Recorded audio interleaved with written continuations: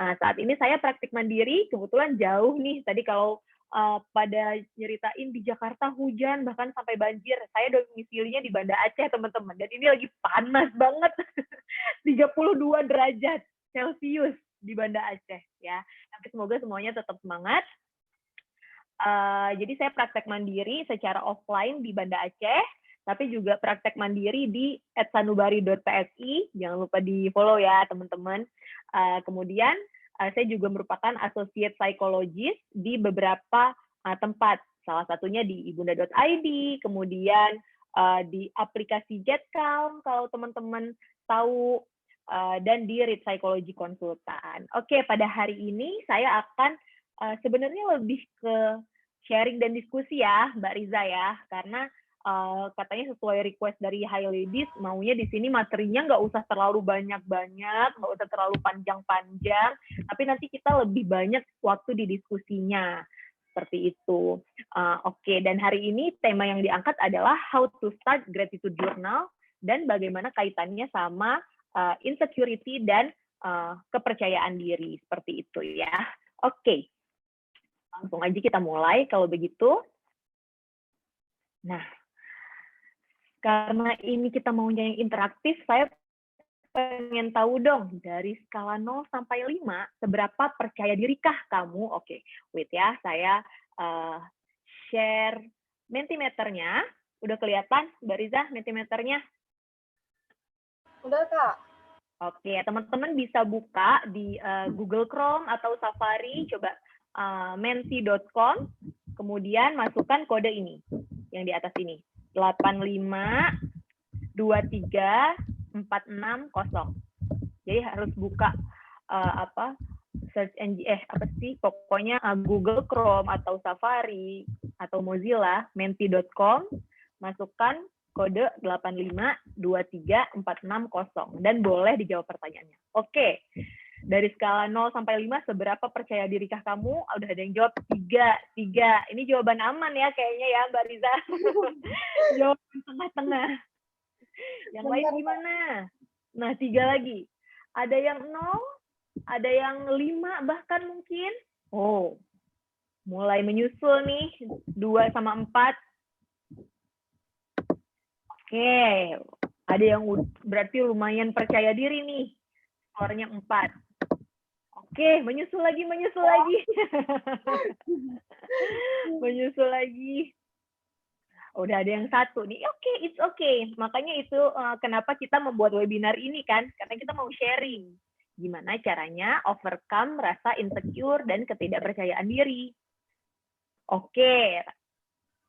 Sejauh ini skor 3 pemimpin ya. Oke, ya berarti lumayanlah setengah-setengah. Mungkin ada situasi di mana High Ladies ini merasa percaya diri, ada juga situasi di mana merasa nggak percaya diri gitu ya. Tapi kalau kita lihat perbandingan kiri dan kanannya, kayaknya beratan ke kiri nih. Banyakan yang merasa tidak percaya diri.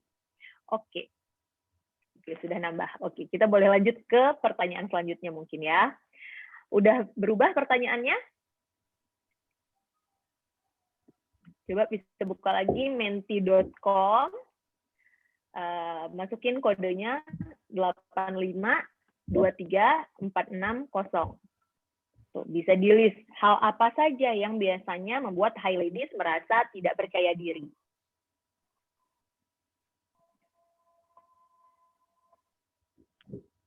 Bisa diisi.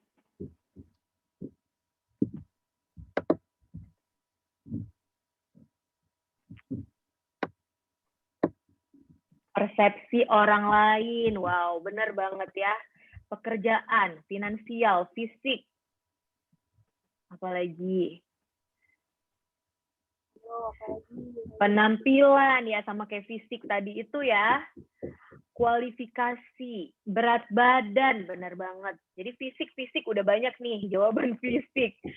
Takut sama judgement dari orang lain. Tampil di depan umum ya, public speaking, bertemu orang baru, kesalahan yang dilakukan, tatapan orang, cara bicara, presentasi, wrong perception, social standard. Wah, benar sekali. Ini semua seolah-olah itu ya, merefleksikan perasaan kita semua mungkin. Apa aja yang sering membuat kita nggak percaya diri?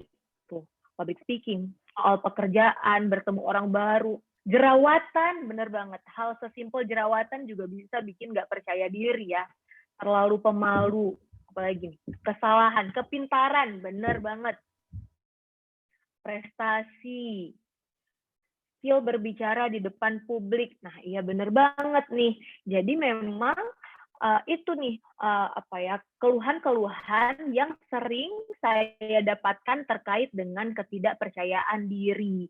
Seputar dengan fisik, tadi tuh ada yang nulis warna kulit, jerawatan, fisik, penampilan gitu ya, mungkin berat badan, tadi juga ada yang sharing. Terus juga cara bicara, presentasi, kepintaran, dibanding-bandingkan sama orang lain, seperti itu. Wah, thank you banget buat Hi Ladies yang udah sharing.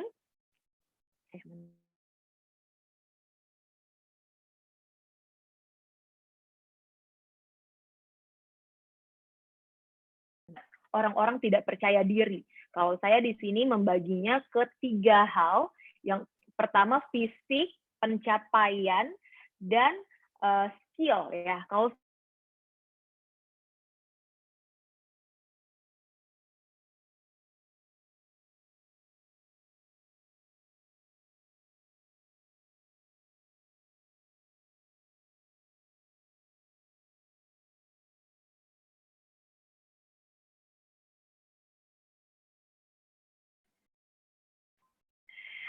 halo.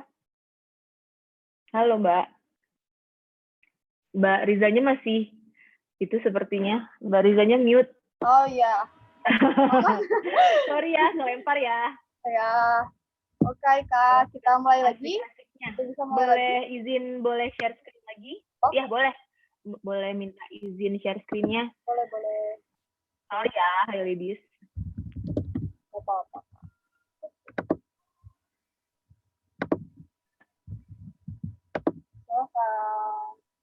Oke, kita sharing lagi.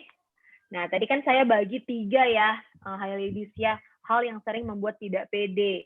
Yang pertama fisik, kemudian pencapaian, dan yang terakhir skill begitu. Tapi tentunya ada banyak faktor lain juga yang bisa membuat seseorang itu merasa tidak percaya diri. Kalau fisik termasuk apa aja misalnya? Bentuk tubuhnya, merasa misalnya dirinya itu tidak ideal berat badannya, baik itu terlalu gendut, tanda petik ya, gendut, atau terlalu kurus, atau terlalu hitam, atau bahkan mungkin terlalu putih, jadi semuanya serba salah ya. Jerawatan jadinya nggak pede, apa nih yang harus saya lakukan untuk menutupi jerawat saya gitu. Atau hal lain yang bisa membuat tidak pede apa? Pencapaian, tadi udah banyak ya juga yang ngomongin soal prestasi, soal pekerjaan gitu. Belum lagi misalnya yang quarter life crisis yang umurnya sampai 30-an tahun misalnya, dia tuh merasa kok teman-teman saya di sini semuanya udah nikah ya, sedangkan saya belum, dan itu membuat dia jadi insecure, nggak percaya diri gitu. Dan perihal skill, keterampilan, atau sering juga orang sebut kepintaran, kecerdasan, itu juga ngaruh sekali ya, Hi Ladies ya. Salah satu hal yang sering banget membuat orang insecure atau nggak percaya diri itu ya benar, kemampuan public speaking. Merasa nggak bisa presentasi, nggak bisa ngomong, tidak bisa menginfluence orang lain, seperti itu ya. Dan juga soal pendidikan, misalnya ya prestasi saya buruk, saya cuma sekolah sampai S1 doang, nggak bisa lanjut S2. Intinya hal-hal seperti itu banyak sekali yang membuat kita merasa insecure dan tidak percaya diri. Nah, sekarang kan kita udah tahu nih, dalam konteks apa aja kita merasa nggak percaya diri. Berarti pertanyaannya, kok bisa sih seseorang itu merasa tidak percaya diri? Nah, di sini mungkin saya mencoba menyederhanakan ya penjelasan psikologisnya, jadi supaya Hi Ladies bisa langsung paham gitu kenapa. Di sini saya tulis eksternal mempengaruhi internal. Nah, kalau dalam ilmu psikologi, sebenarnya kita mengembangkan kepercayaan diri itu tergantung dari bagaimana lingkungan pertama itu artinya orang-orang terdekat kita ketika kita masih kecil, menghargai diri kita. Ketika mereka berhasil membangun kepercayaan diri kita, maka kita bisa merasa secure dan akhirnya itu meresap ke dalam diri kita atau internal kita, sehingga kita merasa bahwa diri kita ini mampu, diri kita ini pantas, diri kita ini worth it. Seperti itu ya, lebih kurang. Jadi makanya di sini nomor satunya itu biasanya memang pola asuh, seperti itu. Jadi misalnya orang tua kita itu selalu meyakinkan, memuji kita, mengatakan bahwa kami percaya sama kamu, kamu itu berharga, kamu itu punya hal-hal yang bisa dibanggakan, kami bangga kepadamu. Itu lama-kelamaan akan terinternalisasi di diri seorang anak dan akhirnya membuat anak itu menjadi percaya diri. Sebaliknya kalau orang tuanya juga sering meremehkan anak gitu kan, itu lama-lama akan tertanam di otak si anak bahwa oh iya ya saya bodoh, saya nggak bisa ngapa-ngapain, saya nggak bisa diandalkan. Akhirnya jadi nggak percaya diri. Seperti itu. Kemudian apalagi nih, kritik dari lingkungan. Tadi mungkin ada yang sharing juga kan di Mentimeternya, takut sama penilaian orang lain. Ya iya, mungkin kalau kita udah terlalu sering mendengar kritikan dari orang, misalnya, kok kamu gini sih, kok kamu gendut banget sih, kok kamu gitu aja nggak bisa sih, lama-lama ya sama aja ya, kita akan merasa terinternalisasi dan akhirnya jadi mempercayai hal itu bahwa iya ya, saya nggak bisa, saya nggak pantas gitu. Atau hal lain yang bisa mempengaruhi rasa insecure atau nggak percaya diri ini adalah pengalaman kegagalan. Ya nggak harus kegagalan sih, tapi intinya pengalaman yang nggak menyenangkan. Termasuk misalnya tiba-tiba diputusin pacar karena dibilang kamu jelek, kamu hitam gitu. Pokoknya intinya pengalaman yang nggak menyenangkan. Atau misalnya kalah di perlombaan, seperti itu. Intinya pengalaman-pengalaman yang nggak menyenangkan itu bisa membuat kita mempertanyakan, apa salah saya? Apakah saya memang nggak pantas ya? Dan akhirnya itu lama-kelamaan membuat kita nggak percaya diri. Seperti itu. Jadi itu ya makna dari bagan ini. Eksternal mempengaruhi internal. Jadi makanya masa-masa awal kehidupan manusia ketika masih kecil, itu penting banget bagi seseorang untuk mengembangkan kepercayaan dirinya. Ya, biasanya kan orang yang minderan itu kan memang sudah minder sejak kecil seperti itu dan akhirnya kepercayaan diri itu dibawa terus sampai gede juga masih minderan, insecure seperti itu ya. Nah, kalau ditanya apa dong? Emang kenapa kalau saya insecure? Emang kenapa kalau saya minder? Kan nggak apa-apa, nggak merugikan orang lain. Yakin, coba nih kita bahas ya, apa aja dampak dari rasa tidak percaya diri. Yang pertama tentunya kita jadinya punya kecenderungan self-kritik atau selalu mengkritik diri kita sendiri. Jadi ada suara-suara yang mengganggu di pikiran kita bahwa ngapain kamu coba, pasti nanti gagal gitu. Kayak atau bahkan misalnya ketika kita udah berhasil, tetap ada self kritik. Misalnya kita dipuji sama orang, ada orang yang bilang, ya ampun bagus banget tadi presentasinya, cantik banget. Karena kita nggak percaya diri, kita akan tetap self kritik. Enggak, paling itu orang bohong, nggak percaya sama apa yang dikatakan oleh orang lain. Padahal itu udah pujian orang seperti itu kan. Mau gimana lagi? Karena diri kita sendiri aja udah nggak percaya bahwa kita ini baik, bagus, pantas gitu. Jadi mau dipuji pun kita tetap mengkritik diri kita sendiri. Seperti itu. Terus apalagi? Bukan cuma kaitannya ke diri sendiri ya, tapi juga ke kehidupan sosial. Karena kita nggak percaya diri, kita jadinya menarik diri dan akhirnya kesepian. Gini, ayo ladies, saya mau cerita nih. Saya salah satu spesialisasi saya itu di bidang loneliness ya, kesepian begitu. Dan sangat sering orang dengan loneliness itu mengaku dia nggak punya teman dekat, merasa nggak ada orang yang benar-benar dekat sama dia, memahami dia. Padahal setelah dikulik-kulik, setelah diusut-usut, dianya yang menarik diri, dianya yang tidak mau berbaur dengan teman-temannya gitu. Ya iyalah, gimana Orang lain kan nggak mungkin mau mendekati kita kalau kitanya aja udah menarik diri. Mungkin orang lain mikir, oh ya udah dia nggak mau temenan sama saya. Sedangkan kita mikir mereka menjauhi saya, nggak mau temenan sama saya. Jadi semuanya jadi salah persepsi gitu kan. Dan itu semua terjadi karena kita nggak percaya diri. Kita merasa saya orangnya nggak asik, saya orangnya nggak pinter orang lain, pasti nggak ada yang mau temenan sama saya. Akhirnya jadi menarik diri dan akhirnya jadi kesepian. Tapi ketika kesepian kita malah nyalahin orang lain nggak mau temenan sama saya. Tapi coba deh refleksiin ke diri sendiri. Apakah memang orang lain yang nggak mau deket sama kamu atau kamunya yang menarik diri karena nggak merasa percaya diri? Oke, terus apalagi dampak dari rasa tidak percaya diri ini? Menghambat potensi diri. Misalnya kita mau daftar di PTN, mau daftar S2, mau apply pekerjaan, padahal mungkin kita punya potensi itu, ada kemungkinan kita keterima. Tapi karena kita udah minder duluan, insecure duluan, ya udahlah nggak usah dicoba. Akhirnya nggak mendaftar deh, akhirnya kehilangan deh kesempatan emas. Seperti itu. Atau bahkan kita udah daftar, tapi karena kita terus-menerus memberikan afirmasi yang negatif ke diri sendiri, terus-menerus bilang di kepala, pasti gagal, pasti nggak bisa. Akhirnya nggak all out penampilannya kita, performance-nya kita, sampai akhirnya kita nggak bisa dapat hasil yang maksimal juga. Kan kasihan banget ya, kalau sebenarnya kita punya kesempatan, punya potensi, tapi karena kita meremehkan diri sendiri, jadinya nggak bisa all out gitu. Dan tentunya masalah-masalah yang tadi itu, sering mengkritik diri, merasa kesepian gitu, akhirnya bisa membuat seseorang itu mengalami stres, kecemasan, bahkan depresi.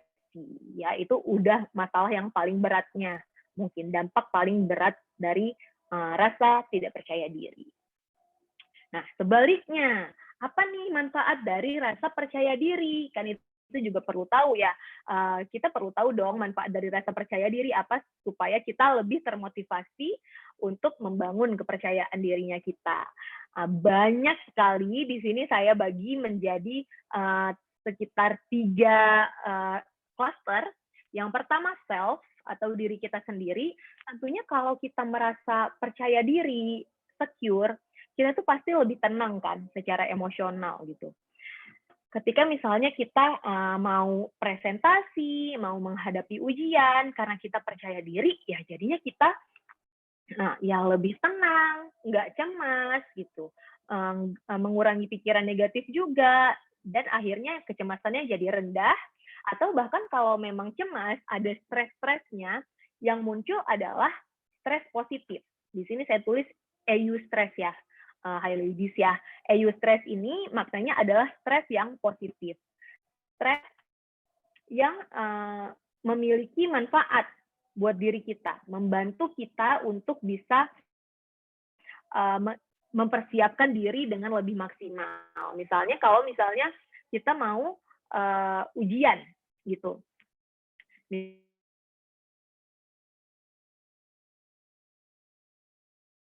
Stres sama sekali, ujung-ujungnya kita jadinya nggak mau belajar gitu ya. Tapi dengan adanya si eustress atau stres positif ini, jadinya kita ya cemas juga sih, ada stres-stresnya juga sih, tapi jadinya malah kita berpikir, oh ya, saya harus melakukan apa nih supaya nggak stres lagi. Ya udah belajar gitu ya.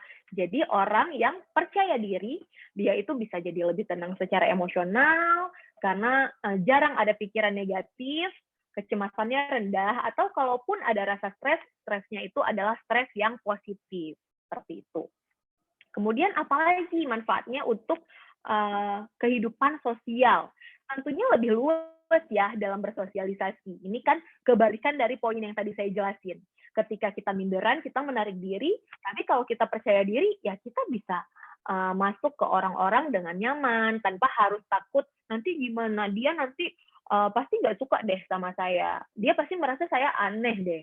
Dia pasti merasa, Kira mah nggak asik orangnya, nggak seasik si X gitu. Pasti orang-orang lebih mau temenan sama si X. Nggak ada pikiran seperti itu, karena kita merasa percaya diri.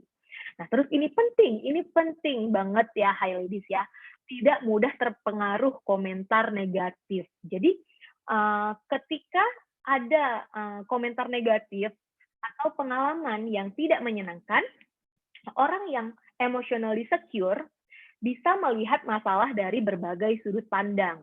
Ya, saya contohin seperti ini. Misalnya ada orang yang ngatain kita, ih gendut, Vira gendut banget sih. Gitu. Kalau saya nggak percaya diri, kalau di dalam hati saya aja, saya udah mikir, iya sih saya memang jelek, saya emang gendut. Ketika ada yang komentar begitu, pasti langsung, iya, saya tuh emang jelek banget ya, saya pasti memang jelek banget di mata orang-orang, saya emang gendut. Nah, itu karena saya nggak percaya diri. Otomatis pasti pikirannya gitu kan.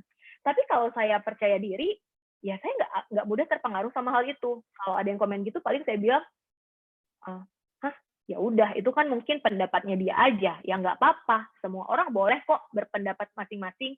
Tapi menurut saya cantik kok. Saya juga tubuhnya ya nggak gendut-gendut amat, ideal lah gitu. Iya kan? Jadi sebenarnya masalahnya sama, tapi dengan sudut pandang yang berbeda, dampak psikologisnya juga bisa beda gitu. Dan ini sangat dipengaruhi oleh kepercayaan dirinya kita. Saya sering banget bilang sama klien saya bahwa kritikus atau juri yang paling kejam buat diri kita sendiri itu bukan orang lain, tapi diri kita.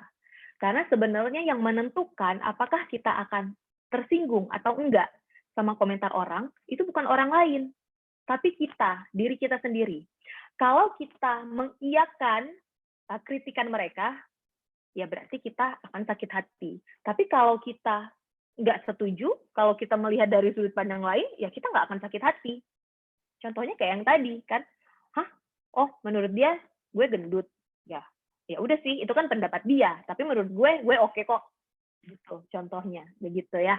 Jadi penting banget rasa security dan percaya diri ini. Kemudian manfaatnya apa lagi nih untuk kehidupan pekerjaan misalnya? Ya kalau kita percaya diri, kita itu kan bisa melihat bahwa kesalahan itu adalah hal yang biasa, hal yang normal gitu, high ladies. Kalau orang yang nggak percaya diri, mereka punya mindset yang fix mindset, atau mindsetnya itu merasa bahwa melihat segala sesuatu itu black and white.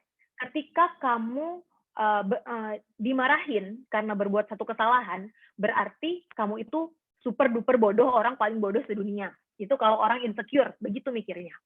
Tapi kalau orang yang secure, yang percaya diri, ketika ketika ada yang negor, bosnya misalnya negor, kok kamu ngerjainnya gini sih? Harusnya kan yang benar bukan gini.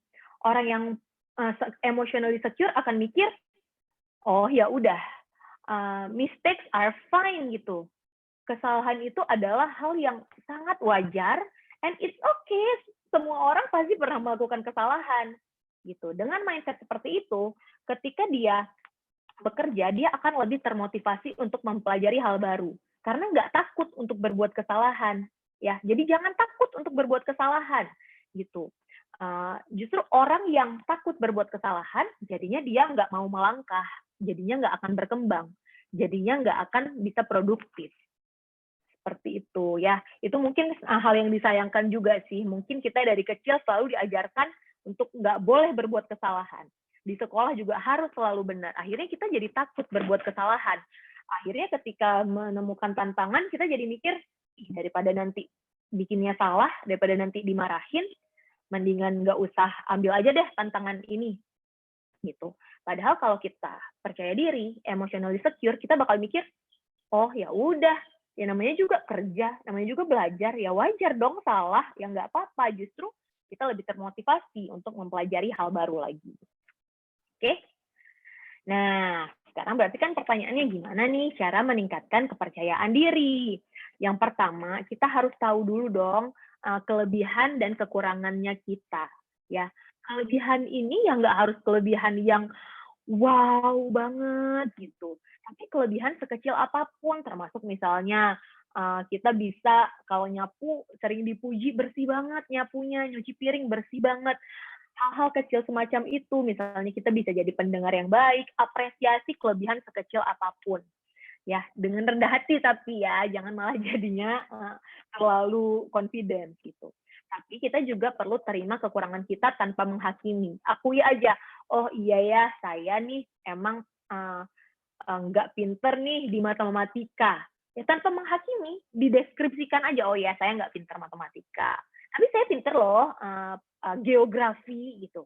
Kenapa kita harus mendiskreditkan geografi misalnya? Sama-sama penting kok. Gitu.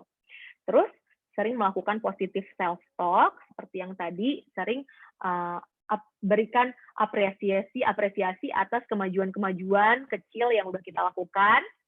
Yang ketiga, penting nih, belajar mempercayai pujian. Karena orang yang nggak percaya diri sering banget, padahal udah dipuji, udah dibilang bagus, tapi nggak percaya. Karena dari sininya aja, kita udah merasa diri kita jelek. Gitu. Terus yang keempat, menilai keadaan dari berbagai sudut pandang. Tadi udah dijelaskan ya. Ada banyak penjelasan kok. Kalau kamu dimarahin sama bos, bukan berarti kamu bodoh. Tapi bisa jadi karena ya memang kamu masih baru dalam hal itu, belum tahu, itu hal yang normal, seperti itu. Atau bisa jadi bosnya yang sedang moody misalnya. Jadi melihat keadaan dari berbagai sudut pandang. Yang kelima, stop membandingkan diri dengan orang lain, karena semua orang itu pasti punya kelebihan dan kekurangannya masing-masing, begitu. Dan yang terakhir, ini penting banget, just do it. Ya, kan tadi salah satu hal yang bisa menurunkan kepercayaan diri itu ketika kita punya pengalaman kegagalan. Begitu juga sebaliknya. Kalau kita punya pengalaman kesuksesan, pastinya kepercayaan diri kita itu bisa meningkat. Gimana caranya bisa punya pengalaman sukses kalau nyoba aja nggak pernah? Ya kan? Jadi harus nyoba gitu. Ya nothing tulus aja. Kalau sukses, kepercayaan dirinya bisa meningkat. Kalau gagal, bisa dijadikan pelajaran. Begitu aja kita melihatnya. Nah, oke. Nah, salah satu metodenya, tadi itu kan tips-tipsnya ya, self-talk positif, apresiasi kelebihan, itu bisa kita tuangkan melalui gratitude journal. Kalau bahasa Indonesianya mungkin jurnal kesyukuran, jurnal bersyukur. Begitu ya.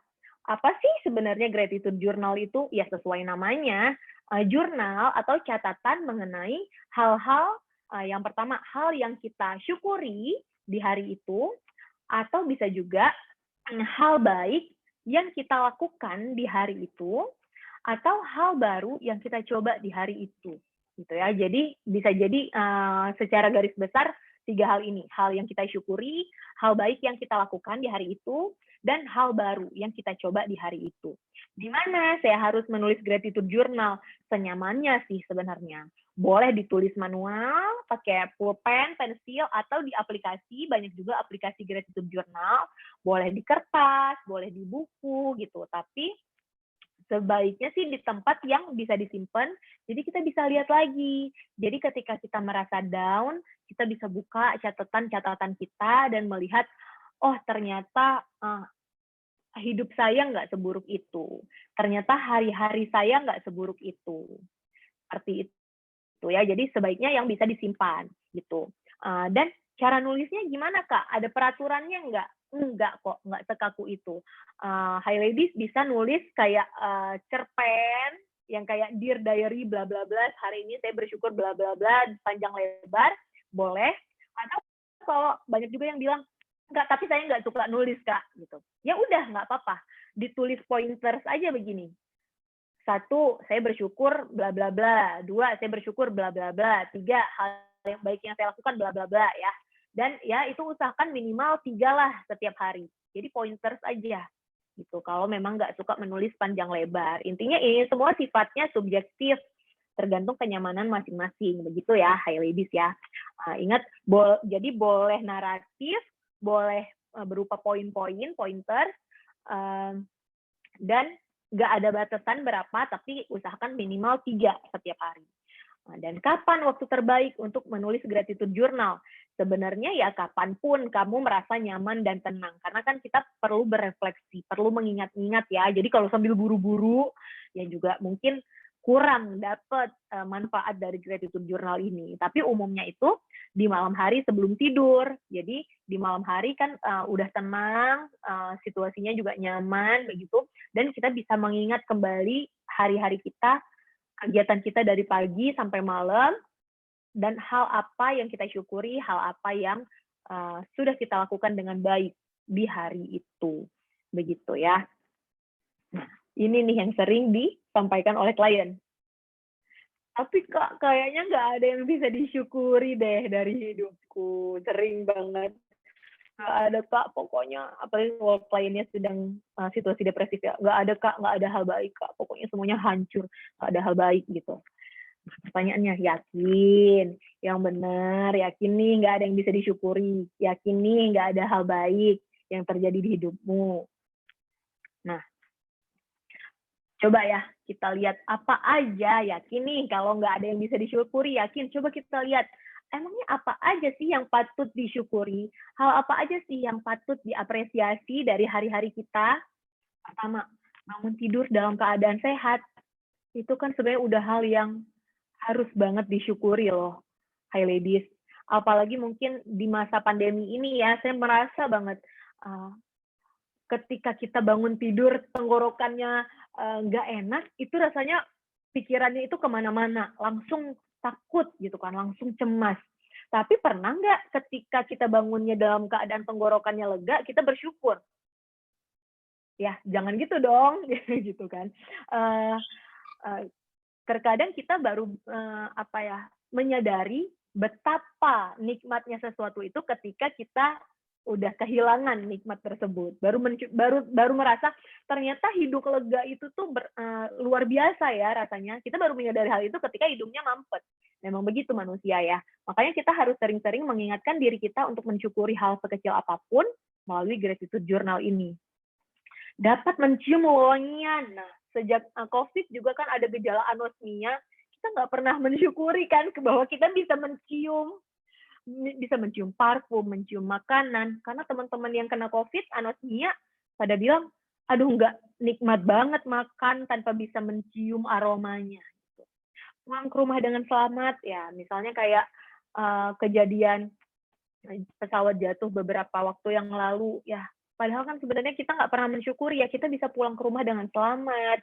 Ya kalau di breakdown, ya kita nggak kecelakaan, nggak ada kejadian apapun, kita nggak pernah mensyukuri hal itu. Bahkan kita bisa makan cukup, atau bahkan makan enak, apakah kita pernah mensyukuri hal itu gitu.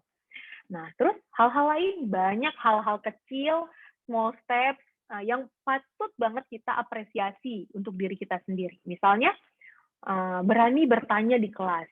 Padahal saya sebenarnya biasanya minderan, suka overthinking kalau mau nanya. Gitu. Tapi hari ini saya berani nanya.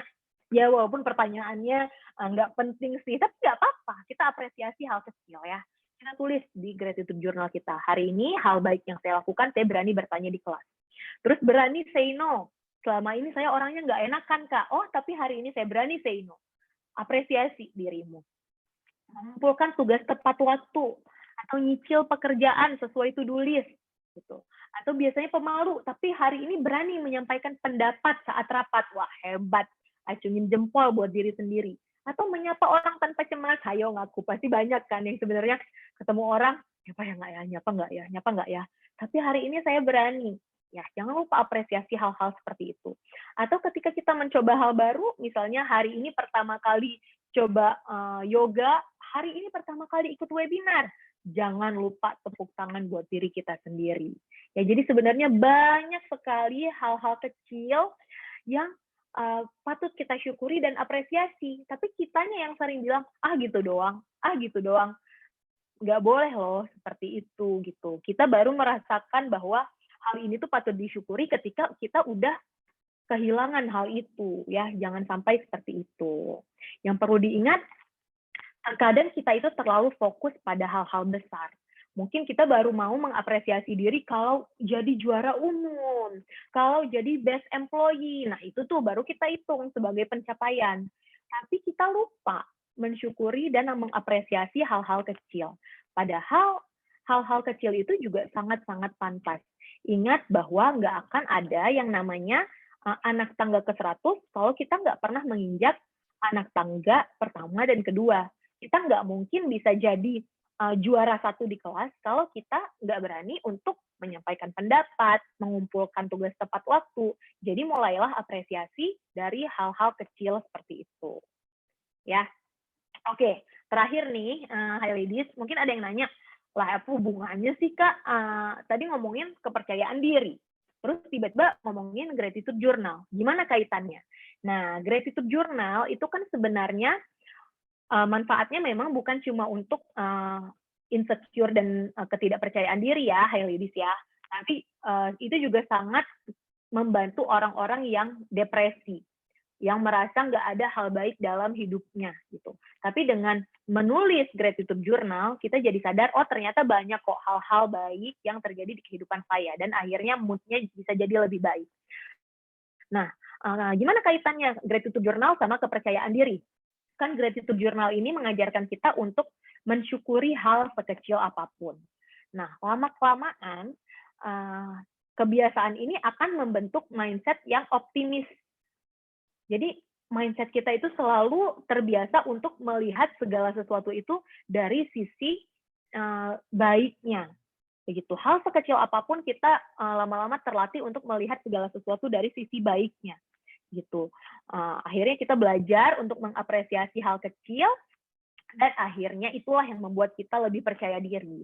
Jadinya kita juga bisa melihat pencapaian-pencapaian kecil, sekecil apapun yang kita lakukan gitu. Dan dari situlah akhirnya perlahan-lahan ya, hey ladies, jadi harus sabar. Kepercayaan diri kita itu akan meningkat ketika kita bisa mengapresiasi hal-hal kecil di sekitar kita. Seperti itu. Nah, terakhir pesan dari saya, setiap lembar kehidupan itu selalu memiliki dua sisi. Ya, akan selalu ada hal positif dan hal negatif, dan ini semua tergantung dengan sudut pandang yang kita pilih.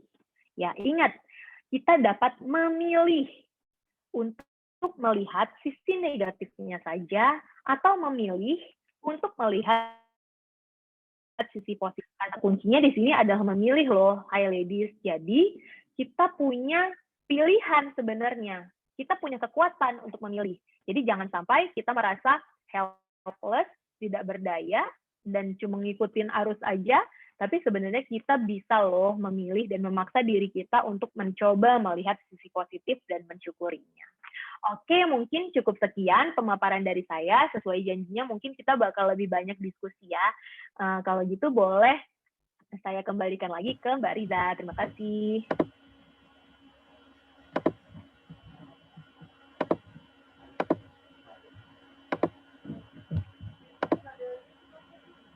Halo Mbak Riza. Halo.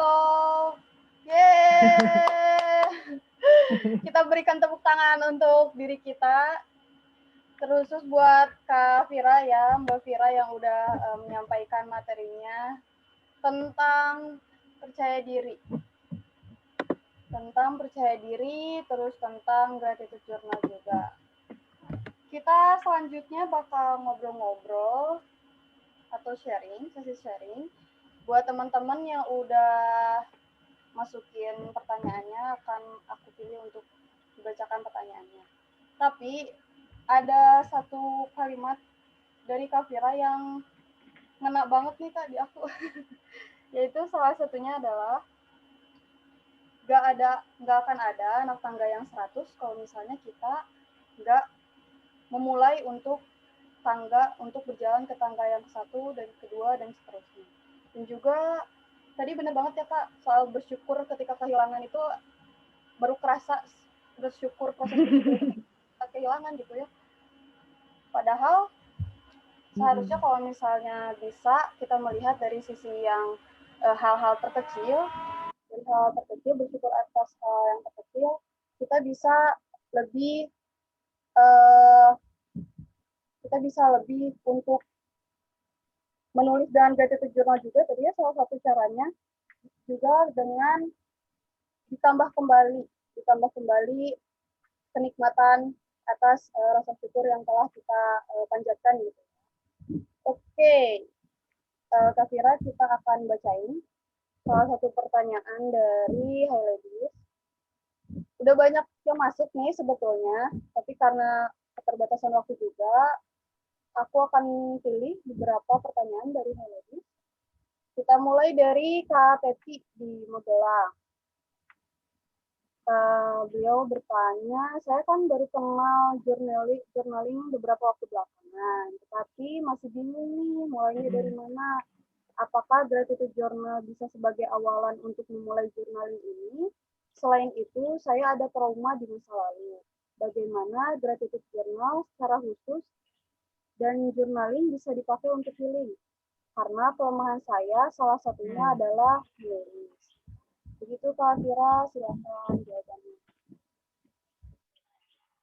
Oke, ya. Jadi memang journaling ini mungkin merupakan PR yang sering banget dikasih sama psikolog ke klien-kliennya ya, gitu. Karena itu memang sangat membantu klien untuk merefleksikan dirinya sendiri, lebih memahami masalahnya, dan biasanya kita jadi dapat aha moment, jadi tahu aja gitu apa yang harus dilakukan ketika kita melakukan journaling. Jadi journaling itu memang banyak macamnya ya. Bisa jadi jurnal emosi, bisa jadi journaling yang bebas, kayak nulis diary aja gitu. Mungkin yang Mbak Poppy maksud ini kayaknya lebih ke emang journaling yang secara umum gitu ya. Dan mungkin bingung mulainya dari mana. Bisa banget dimulai dari gratitude journal. Karena gratitude journal ini kan apa tuh namanya, sifatnya lebih simpel ya. Kita bisa nulis lewat pointer saja. Misalnya hari ini yang saya syukuri.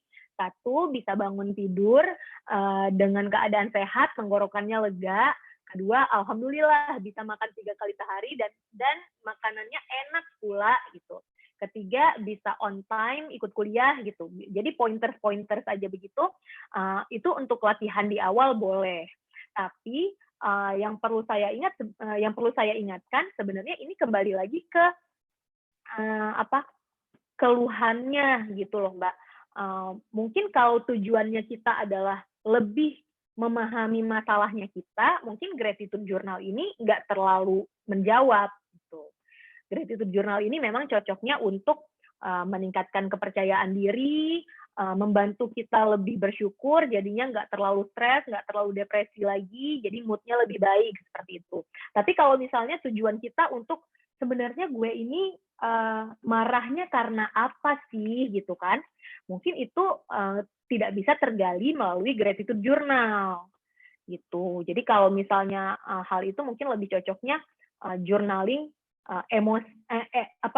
jurnal emosi, gitu, jurnal emosi. Jadi kita mencoba mengidentifikasi misalnya, oke, perasaan apa yang saya rasakan? Apakah senang, sedih, marah, jijik, kecewa, kesal? Oh, marah nih kayaknya. Oke, good, marah. Pikiran apa yang muncul? Kita tanyakan diri kita sendiri, pikiran apa yang muncul? Oke, jadi perasaannya marah, pikirannya misalnya, kok gue diremehin gitu. Emang penyebabnya apa? Nah, itu mencoba journaling untuk refleksi ya, biar kita lebih paham sama masalahnya kita.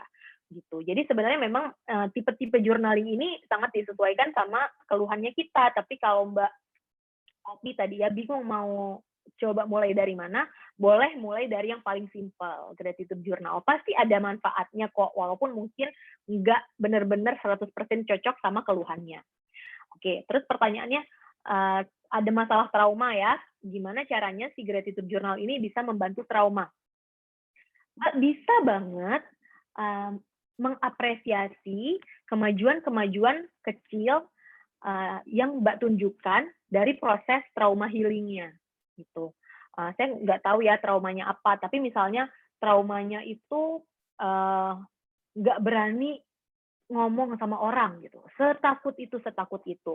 Tapi Mbak coba refleksikan hari ini apa ya hal yang bisa saya apresiasi dari diri saya terkait dengan masalah itu. Oh, hari ini berani senyum sama orang walaupun jaraknya itu 3 meter.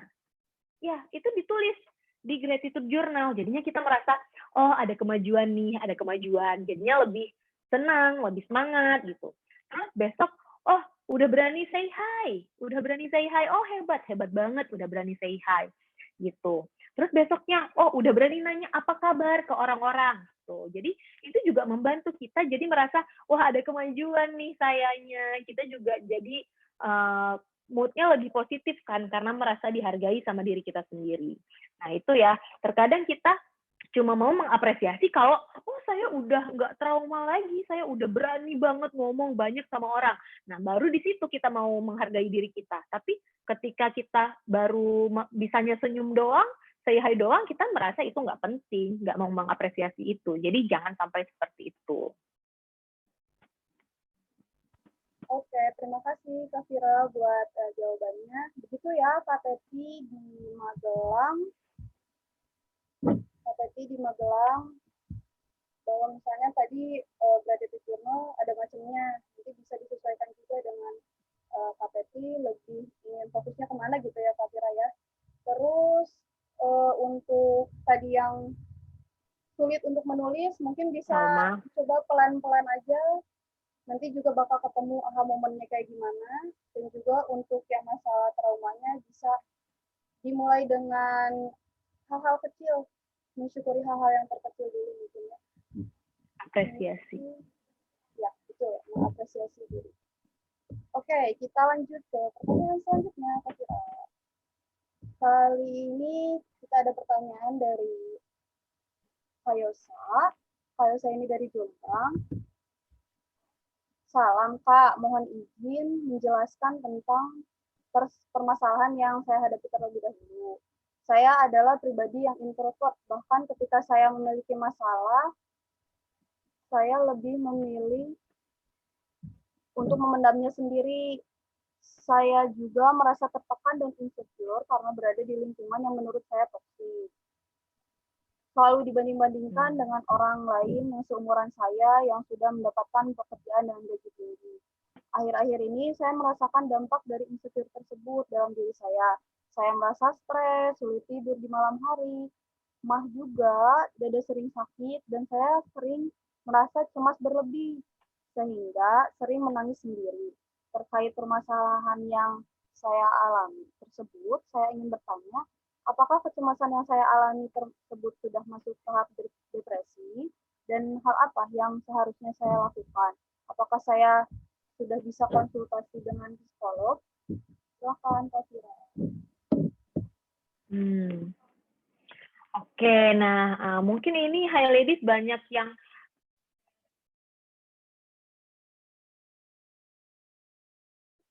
halo, halo. Silahkan, Kak. Iya. Oke. Ya. Nah mungkin ini High Ladies bisa itu ya bercermin. Kira-kira banyak nggak ya yang mengalami masalah yang serupa seperti ini, gitu. Nah yang bisa dilakukan sebenarnya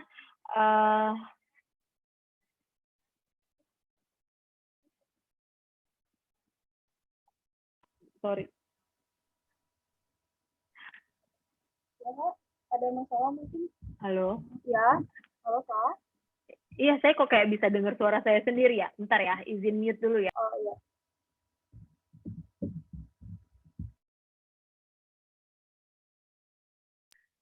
Halo. Halo, halo. Halo. Oke, kayaknya udah mendingan. Udah nggak kedengeran.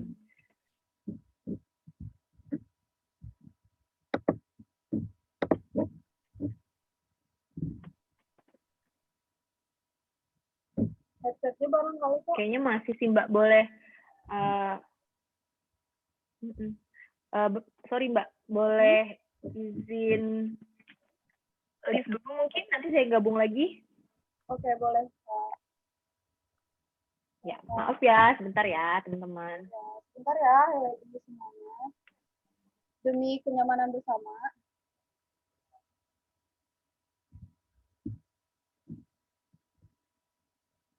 Demi kenyamanan bersama, kita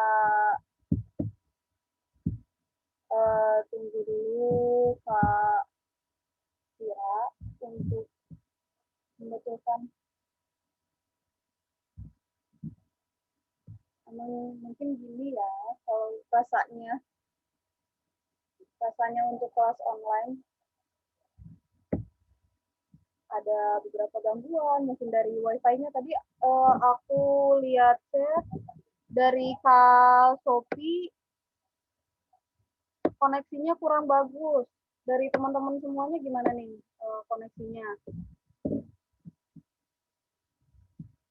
Koneksinya kurang bagus, terus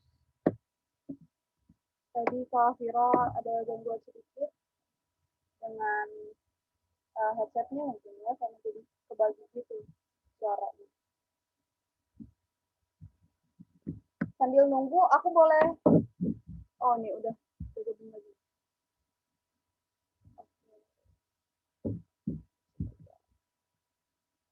Halo. Halo, gimana Kak? Udah mendingan? Kayak sakit. Halo.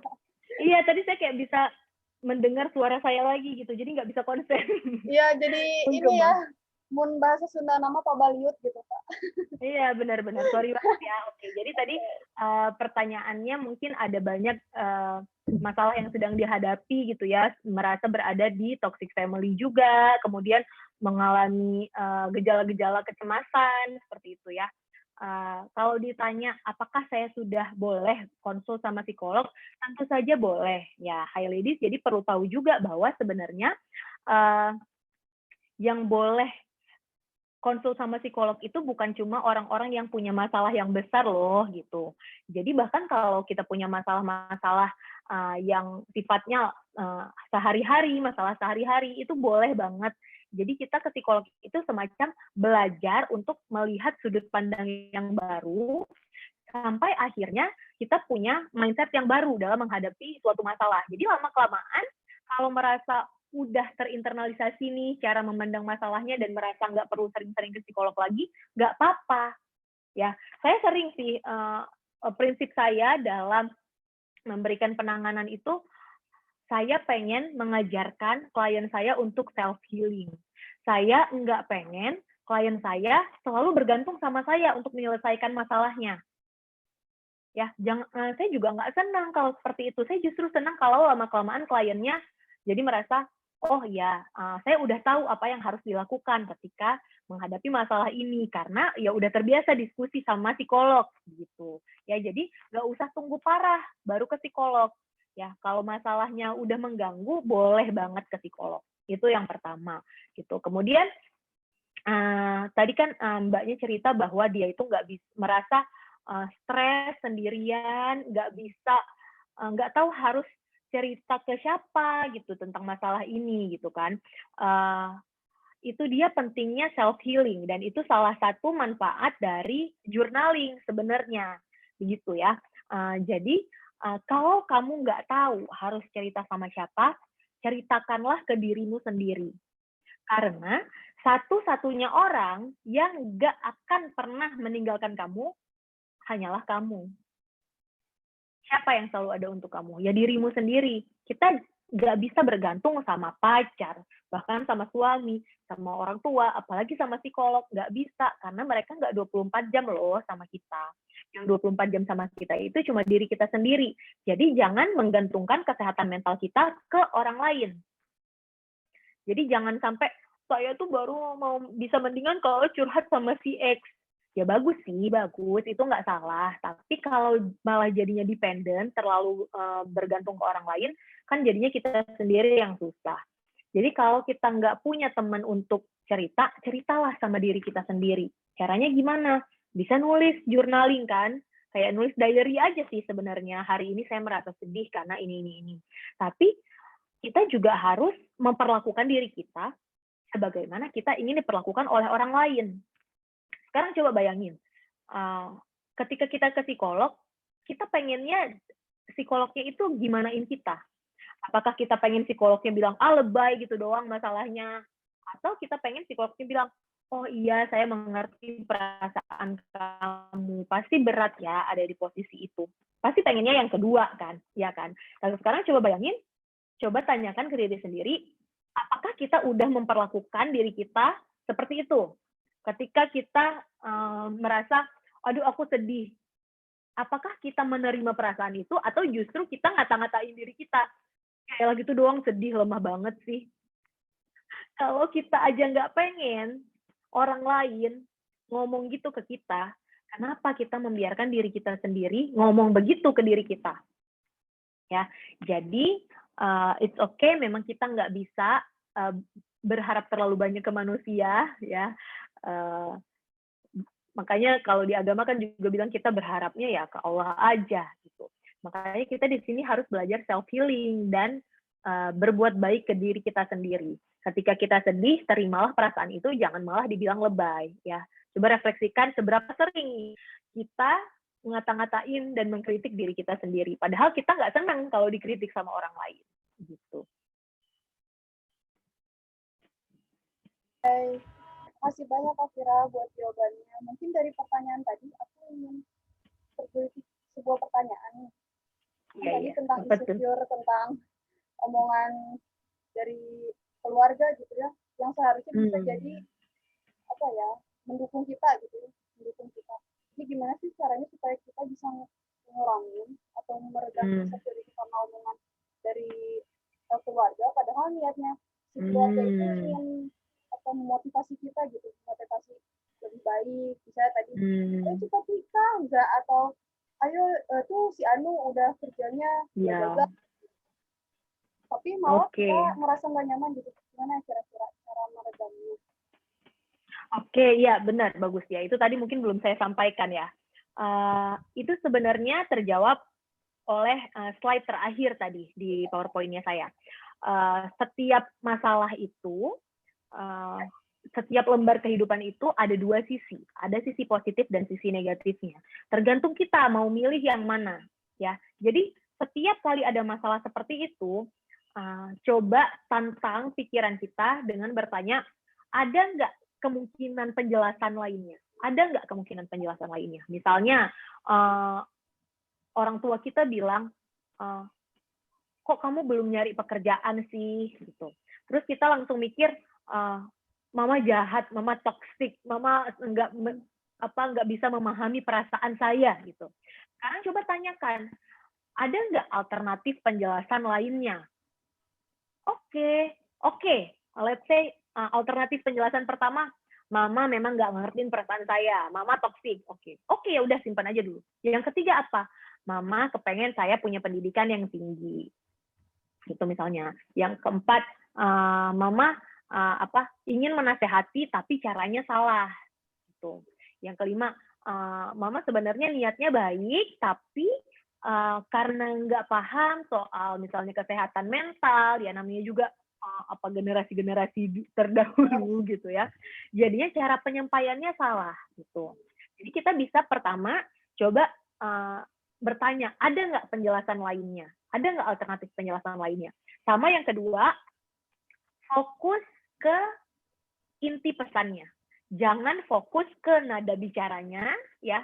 Singkirkan nada bicaranya, singkirkan rasa tersinggung dari diri kita, tapi fokuslah ke inti pesannya.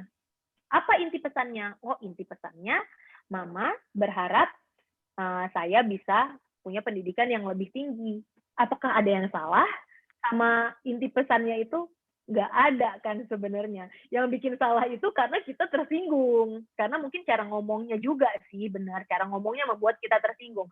Itu yang membuat kita down. Padahal kalau kita mencoba menetralisir, mengabaikan nada suara, mengabaikan cara ngomongnya, mengabaikan raut wajah mama, mengabaikan perasaan tersinggungnya kita, oh ternyata nggak ada yang salah ya sama pesan itu. Gitu. Ya sih, betul banget ya Kak. Mungkin selain tadi cara ngomongnya yang salah, mungkin situasinya juga saat mengingatkan juga mungkin salah ya. Jadi intinya kita harus tantang pikiran kita untuk lihat hal positifnya dan tentu langsung ke inti pesannya. Oke, begitu ya Kak Yosa dari Jombang. Sekarang kita lanjut nih Kak Fira, ada pertanyaan dari Kak Tiara di Bandung. Gimana sih caranya agar kita nggak insecure dengan apa yang dikatakan oleh pasangan atau orang yang kita suka? Contohnya saat pasangan kita mulai memuji orang lain, dan sedangkan kita nggak punya hal itu. Karenanya kita menjadikan orang lain sebagai standar fisik kita dan menjadi kurang bersyukur. Silakan, Kira. Jadi karena ngeliatin orang, bikin Kak Tiara ini jadi kurang bersyukur.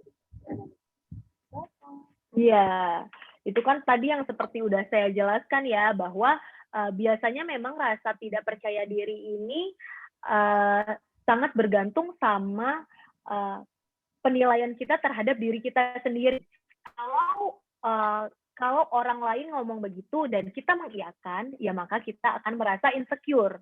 Ya, ketika orang lain bilang kamu jelek, kamu gendut, dia cantik gitu. Ya, dan kita mempercayai hal itu, kita mengiyakan hal itu, disitulah kita akan merasa insecure.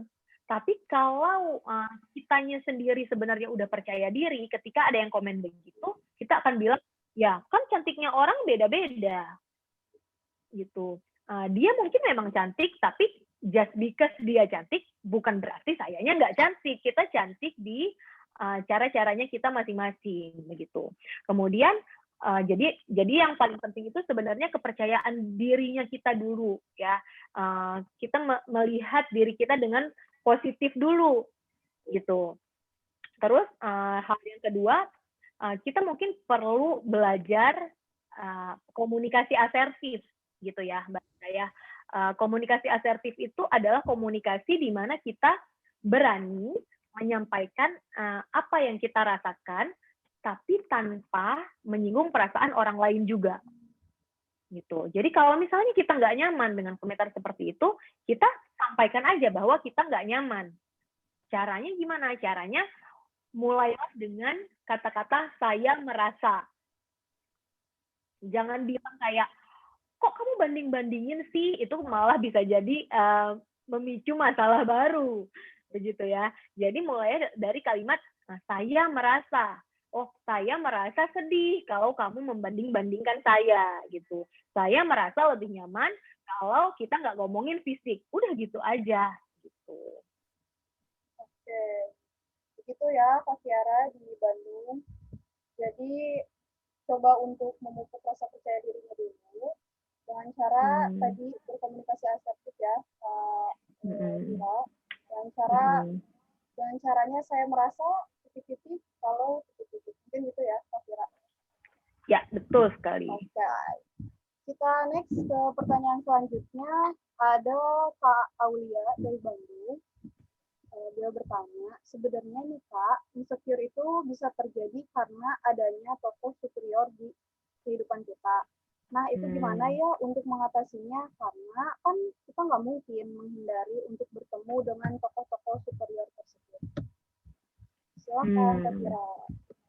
Oke, itu pendapat yang nggak bisa dibilang salah juga, tapi kalau dibilang pasti seperti itu, mungkin enggak gitu.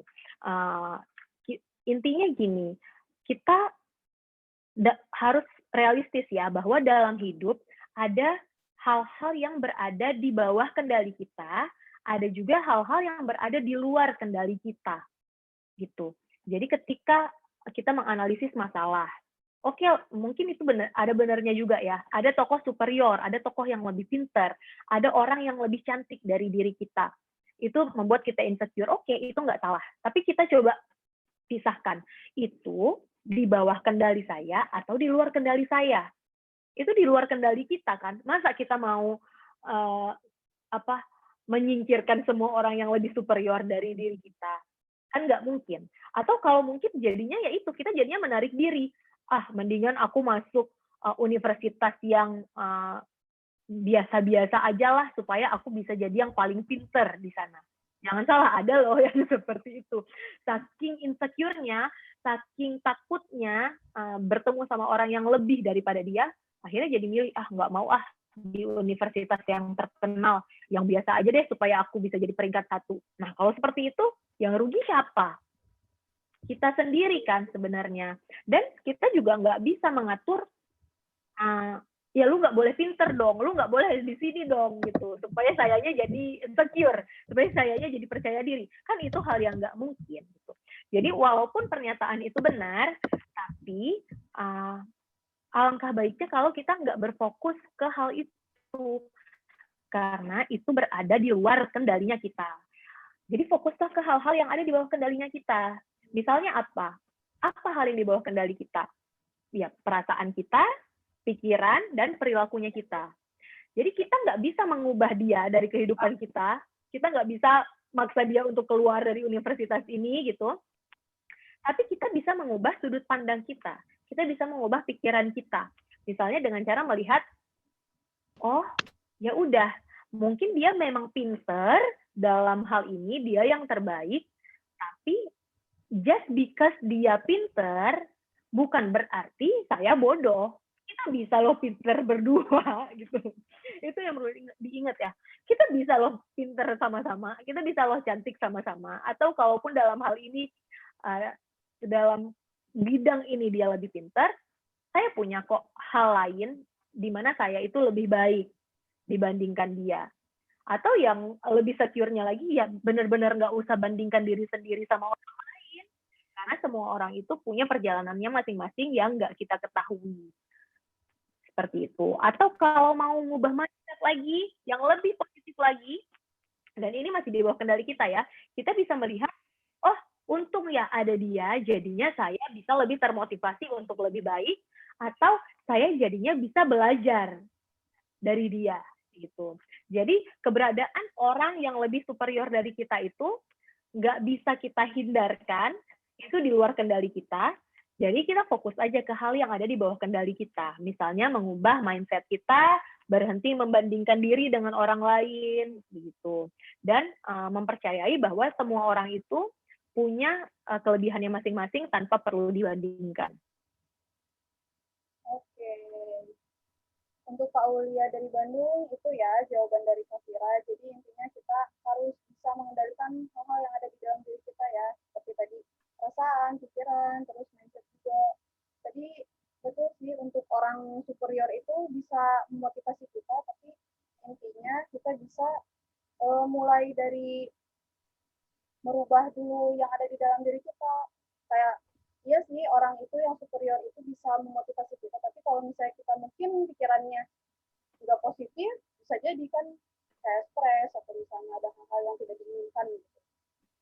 Kalau misalnya kata aku sih, Kak Fira, kalau misalnya bandingin diri sendiri, dibanding-bandingin sendiri dengan orang lain, apakah lebih bagus untuk bandingin diri sendiri yang ada di masa ini dengan di masa yang sebelumnya, mungkinnya kayak gitu ya, lebih bagus. Iya, benar banget. Jadi jangan membandingkan diri kita dengan orang lain, tapi bandingkanlah diri kita di hari ini dengan diri kita di hari kemarin. Dan itu juga bisa banget dimasukin ke gratitude journal kan. Misalnya kemarin masih nggak berani nyapa dosen, sekarang udah berani gitu. Ya itu aja dibandingkan, jangan bandingkan diri kita sama orang yang memang cacis-cus akrab sama dosennya. Itu nggak akan selesai gitu.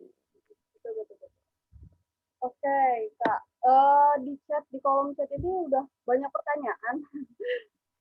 Sampai bingung mau yang mana coba. Aku dari Kak Nurul dulu mungkin ya. Pak Nurul ini bertanya tentang gimana sih caranya supaya kita bisa konsisten dalam menulis gratitude journal. Karena seringnya saat baru dapat materi seperti ini on fire banget nih, tapi kadang karena satu hal lain motivasinya jadi turun. Apalagi kalau misalnya kita nggak ngerjain untuk beberapa waktu, biasanya pasti untuk memulai kembali itu rada-rada sulit gitu. Gimana nih Kak Fira? Oke, pertanyaannya bagus ya. Yang pertama kita harus find your big why. Ya, jadi harus ingat-ingat selalu apa aja sih manfaat dari gratitude journal ini gitu. Karena biasanya kenapa nggak konsisten? Karena menurut kita nggak penting-penting amat gitu. Jadi kita harus selalu mengingatkan, ayo yuk supaya hidupnya bisa jadi lebih happy, lebih stress free. Ingetin diri kita sendiri. Jadi self talk untuk diri kita itu penting. Ketika mulai malas, yuk manfaatnya besar loh supaya jadi lebih bagus juga moodnya begitu, lebih percaya diri, ingetin ke diri sendiri. Itu yang pertama. Terus yang kedua, ya kita perlu ingetin kayak, ini gampang loh gitu. Jadi menurut saya memang tipe journaling yang paling mudah itu gratitude journal, tinggal nulis 3 hal yang disyukuri doang loh, pointers doang loh gitu. Jadi ini kan udah cara yang sangat simpel dan realistis gitu. Jadi harusnya nggak terlalu berat karena memang simpel juga kok, nggak nyampe 5 menit bahkan mungkin dilakukan tapi bisa jadi powerful gitu. Jadi itu juga bisa self talk kita sampaikan, gitu doang loh, gampang, yuk gitu.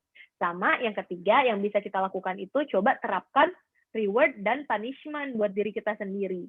Jadi misalnya kalau kamu 2 minggu bisa nulis gratitude journal tanpa bolong-bolong, boleh beli baju di Sia Everywhere misalnya. Ide bagus. Ya intinya coba kita pikirin apa nih hal yang kamu inginkan sekarang. Oh, pengen beli baju baru misalnya, pengen beli nggak harus beli-beli sih sebenarnya, pengen jalan-jalan ke pantai misalnya gitu. Oke, ada syaratnya kamu harus nulis gratitude journal, nggak boleh bolong-bolong selama 2 minggu baru kita boleh beli baju gitu. Nah, dan kalau misalnya bolong-bolong, kita bisa juga ngasih punishment buat diri kita sendiri. Ya udah, misalnya kita tahu saya orangnya tuh suka banget ngopi gitu. Minimal 3 hari sekali lah harus ngopi. Nah, ini kalau kamu bolong-bolong nih gratitude journal-nya dalam waktu 2 minggu, minggu depannya nggak boleh beli kopi sama sekali. Nah, jadi harus pintar-pintar sih reward and punishment ini, kita harus tahu yang mana yang benar-benar penting bagi kita. Karena kalau nggak penting, ya udah nggak beli kopi, ya udah nggak mengganggu hidup gue gitu. Tapi kalau memang kopi itu sepenting itu bagi diri kita, baru itu bisa efektif reward and punishment-nya buat kita. Jadi gitu ya untuk Kak Nurul, intinya harus ada tadi ya reward dan punishment juga. Terus mungkin harus ikutan challenge kita nih. Nanti ya. Nanti di akhir acara kita bahas ya. Iya. Kalau misalnya untuk membiasakan, ya Kak, aku punya pengalaman tersendiri. Aku tuh hobinya koleksi buku gitu. Sampai ya udah numpuk aja gitu, tapi jarang baca. Nah, salah satu temen tuh jatuh, gimana nih kalau misalnya kita bikin grup untuk baca buku dan juga menulis. Nah, di grup itu kita ada reward dan juga punishment. Jadi kalau misalnya punishment-nya, kalau misalnya dalam sehari nggak baca selama sejam, kita bakal menyumbangkan uang kita ke salah satu lembaga gitu. Kalau misalnya reward-nya, kita lagi butuh apa nih? Misalnya butuh hiburan tadi, kayak tadi ke pantai.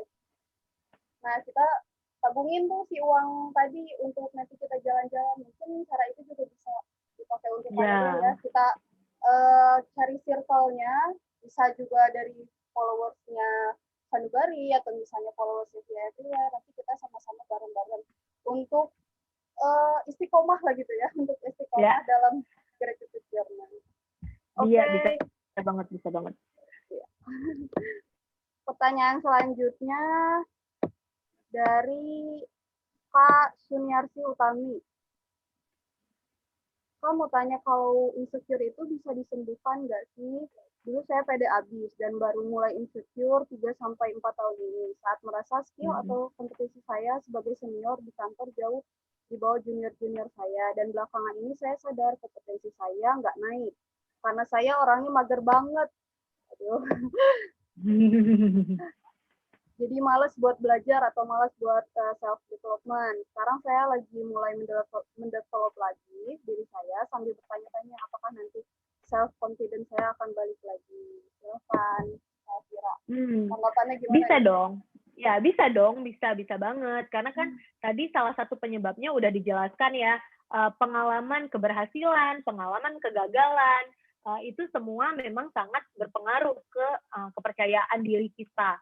Gitu. Ketika kita merasa diri kita itu jelek, ada pengalaman kegagalan, ada pengalaman yang nggak menyenangkan, ya jadinya kepercayaan dirinya down, seperti yang tadi Mbaknya sampaikan, begitu kan. Tapi pelan-pelan ketika kita mau mendevelop diri kita lagi, kemudian kita bisa tahu, oh saya udah ada kemajuan nih, saya udah sama lah mungkin pengetahuannya sama junior-junior saya, ya perlahan-lahan rasa percaya dirinya itu akan muncul lagi. Bisa banget. Dan itu dia makanya salah satu pentingnya gratitude journal gitu kan. Kita bisa apresiasi diri kita akan kemajuan sekecil apapun yang kita tunjukkan. Misalnya, oh sekarang udah tahu gimana cara share screen di Zoom. Mungkin itu ya yang dialami para senior di kantor sekarang. Aduh banyak banget teknologinya. Ya itu contohnya aja ya Mbak. Saya kurang tahu kan masalahnya apa. Oh sekarang udah tahu gimana cara share screen di Zoom, udah tahu cara pakai Mentimeter. Jujur tadi pertama kali saya bikin Mentimeter, mungkin itu masuk ke gratitude journal. Teman-teman.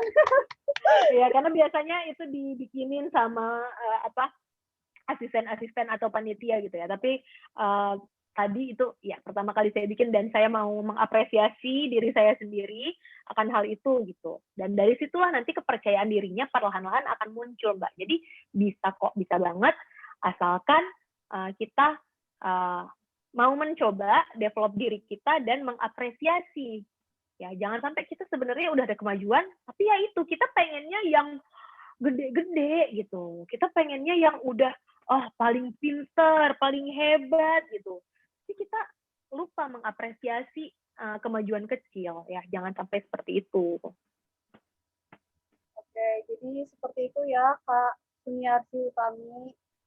Jadi intinya harus bisa reward juga ya pencapaian hal-hal yang terkecil. Kayak tadi Kak Vira. Iya, betul. Ini pertama kali coba Mentimeter. Oke, mungkin untuk pertanyaan dan waktunya juga kita terbatas, Kak. Kita lanjut aja ke info tentang challenge-nya gimana nih, Kak? Boleh, silakan. Oke. Buat hai lagi semuanya, Hia Everywhere dan Sanubari, tadi kan berhubung, Kak, aku biasanya on fire di awal-awal, tapi selanjutnya malah meredam lagi gitu semangatnya buat bikin gratitude journal. Maka daripada itu kita dari Sanubari, kita Hia Everywhere dan juga Sanubari ingin membuat challenge 7 hari, selama 7 hari menulis gratitude journal. Untuk teknisnya nanti akan aku share di grup, nanti akan ada info lebih lanjut di grup. Jadi untuk teman-teman jangan tinggalkan dulu grupnya, karena nanti kita akan ada pengumuman lebih lanjut mengenai challenge gratitude journal selama seminggu ini. Selain itu, dan nanti kita akan berikan reward juga. Tadi ya, kan ngomongin reward ya. Ya, ini yang ditunggu-tunggu nih rewardnya, Kak Vira. Karena rewardnya nanti bakal konseling online, bakal dapat free konseling online bareng Kak Vira. Jadi jangan sampai dilewatin untuk ikutan challenge-nya 7 hari. Gratitude Journal. Oke, mungkin dari Kak Vira ada closing statement-nya dulu sebelum kita mengakhiri kelas. Ya, closing statement dari saya, mungkin saya mau mengingatkan lagi yang tadi juga udah disampaikan sih sama Mbak Riza gitu ya, bahwa kita tidak akan pernah mencapai anak tangga ke-100 kalau kita nggak pernah menginjak anak tangga pertama dan kedua. Oleh karena itu, jangan lupa untuk mengapresiasi kemajuan sekecil apapun, dan supaya bisa selalu diingat pencapaiannya, jangan lupa dituliskan melalui gratitude journal. Oke, terima kasih banyak Kak Vira untuk insight yang mencerahkan banget nih Kak soal tadi insecure, mengatasi insecure, terus untuk meningkatkan kembali rasa percaya diri. Dan salah satunya yaitu harus mengapresiasi diri kita dari hal-hal, mulai dari hal-hal terkecil. Terus jangan terlalu usahakan supaya nggak terlalu membandingkan diri kita dengan orang lain, tapi bandingkan diri kita di masa kini dengan diri kita di masa lalu. Mungkin itu yang bisa aku share kesimpulan untuk Ready Stop Chapter 4 ini. Selanjutnya kita akan ada sesi foto bersama nih, Kak Vira.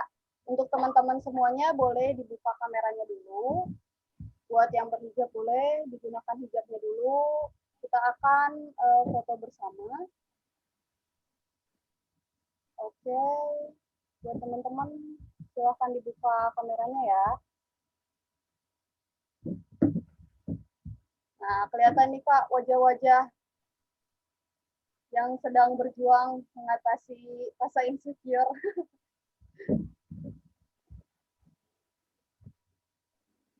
Oke. Ayo, ayo, ayo. Yang belum dibuka kameranya, boleh dibuka kameranya ya. Ayo, ayo. Coba aku sambil menunggu teman-teman ya, aku baca chat dulu.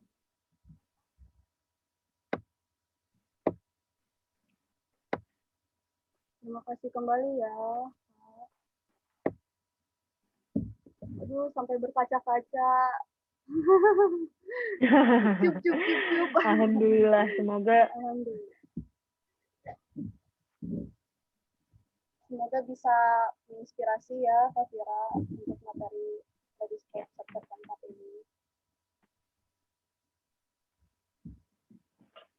Oke, udah siap semuanya? Udah siap ya. Kita gayanya yang menunjukkan rasa kepercayaan diri kita meningkat gitu. Misalnya gini, emang orasi aja. Disesuaikan aja sama gimana? teman-teman. Gimana nih Kak Vira, gayanya mau kayak gimana nih? Gimana ya?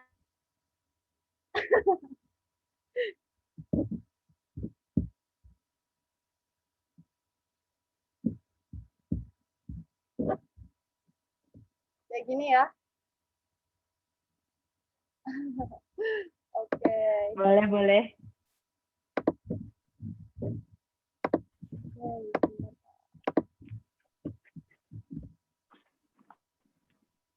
Siap semuanya? Senyumnya mana senyumnya? 1, 2, 3. Oke. Gaya yang kedua, gaya bebas mungkin ya? Boleh. Boleh. Ayo kita gaya bebas.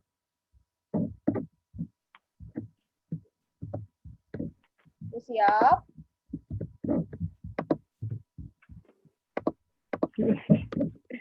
Oke, 1, 2, 3.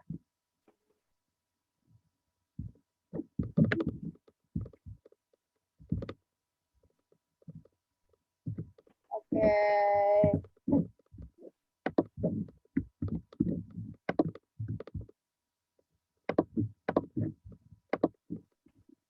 Terima kasih buat Hai Ladies semuanya.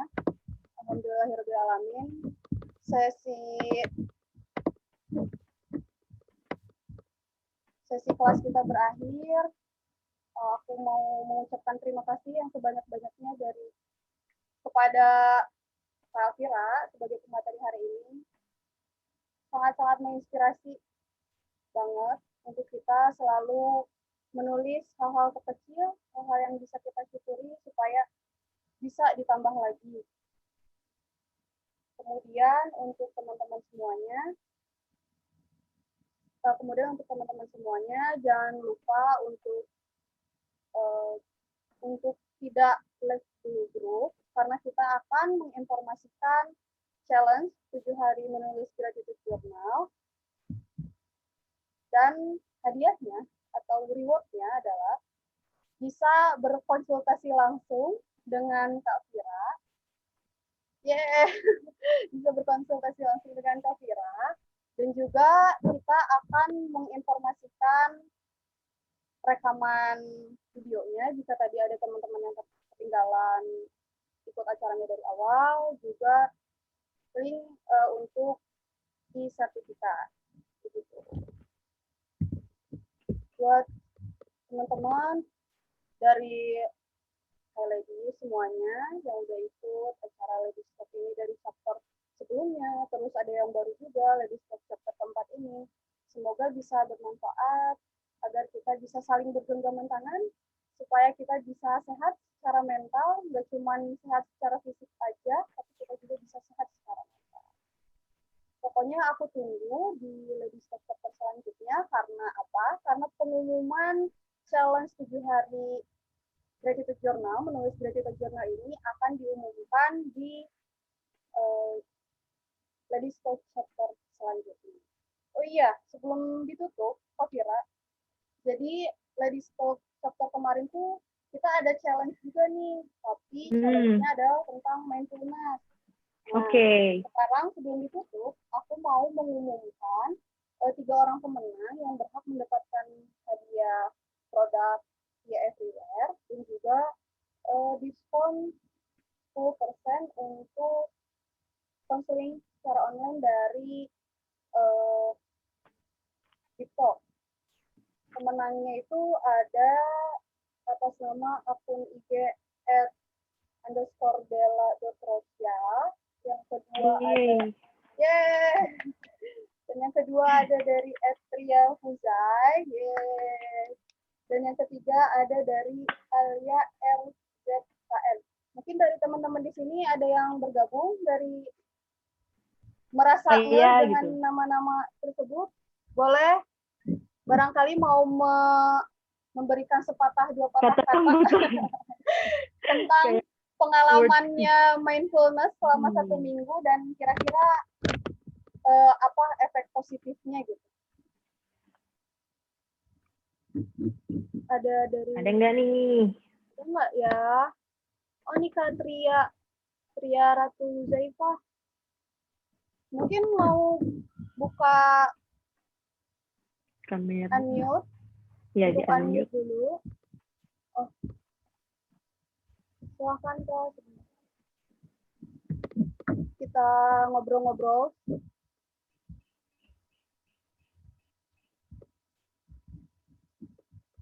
Silakan Kak untuk unmute dulu. Nah, sip. Kedengeran nggak Kak ini? Kedengeran. Halo Kak Tria. Hai. Selamat ya. Kak. Challenge 7 hari mindfulness. Gimana nih perasaannya setelah ikut challenge mindfulness? Ya, seneng banget gitu ya, karena sebenarnya kan akhir-akhir ini ngerasa kayak lagi banyak gak pedenya gitu, jadi kayak ngerasa ternyata bisa ada sesuatu yang bisa dicapai gitu. Terus ngerasa bersyukur banget sih sama chapter yang sebelumnya itu kan tentang mindfulness gitu ya, tips dan triknya itu kayak ngebantu banget, terutama bagian mindful breathing sebelum tidur. Itu kayak karena banyak pikiran jadi sering insomnia, akhirnya mencoba trik itu gitu, dan alhamdulillah bisa lelap gitu, bisa lumayan lah tidurnya gitu, dibandingin sebelumnya. Alhamdulillah. Terima kasih banyak ya Kak Tria atas partisipasinya telah ikutan challenge ini, dan mudah-mudahan bisa terus ke bawah gitu ya sampai kehidupan saat ini. Jadi kayak tadi terus istiqomah gitu ya. Amin. Amin. Mungkin nanti Kak Vira bisa ini juga ya, di mix gitu, mindfulness dengan menulis gratitude journal juga ya. Ya betul, bisa banget. Bisa banget. Iya, benar-benar. Buat Kak Tria mungkin nanti bisa ditunggu partisipasinya di challenge selanjutnya ya. Dan terima kasih juga udah menginspirasi ladies semuanya. Sama-sama, makasih banyak juga buat nanti akan ada yang menghubungi ya via DM atau via WA. Oke, ada lagi kah? Mumpung waktunya masih ada. Ada lagi kah dari teman-teman? Mungkin udah ya. Udah.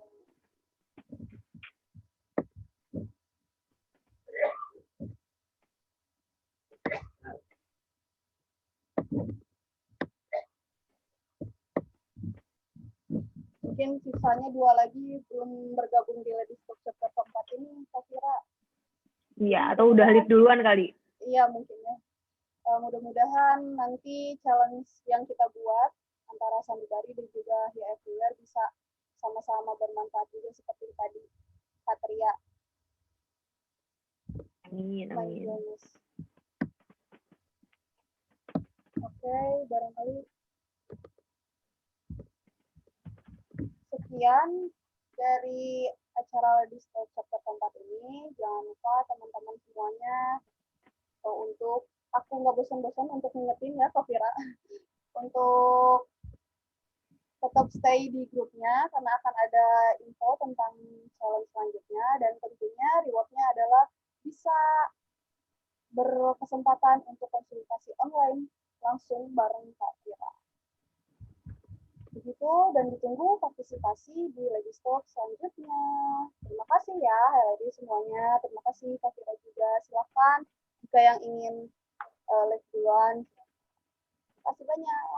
Terima kasih semuanya. Assalamualaikum. Ya, waalaikumsalam. Terima kasih Izin dulu semuanya. ya. Assalamualaikum.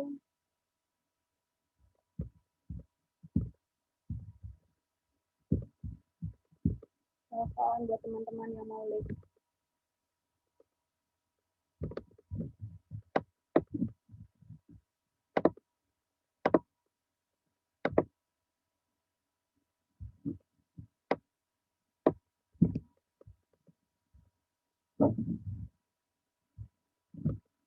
Dadah, ditunggu ya partisipasinya di Ladies Talk selanjutnya.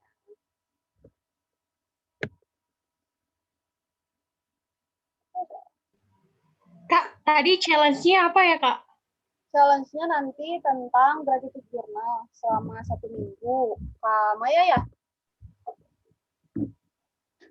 Iya. Ya, challenge-nya nanti menulis gratitude journal selama 1 minggu. Di feeds. Nanti untuk teknisnya akan aku share aja di grup ya, biar lebih bisa dibaca oleh semua member. Nanti untuk rewardnya, Ya, oke, makasih. ya siap. Pokoknya rewardnya ada konseling online gratis bareng Kak Fira ya. Makasih ya Kak Maya udah datang di kelas Zoom hari ini. Terima kasih juga, Kak. Ya, ditunggu ya partisipasinya di challenge-nya ya. Amin. Bareng Sanubari. Assalamualaikum. Ya, waalaikumsalam.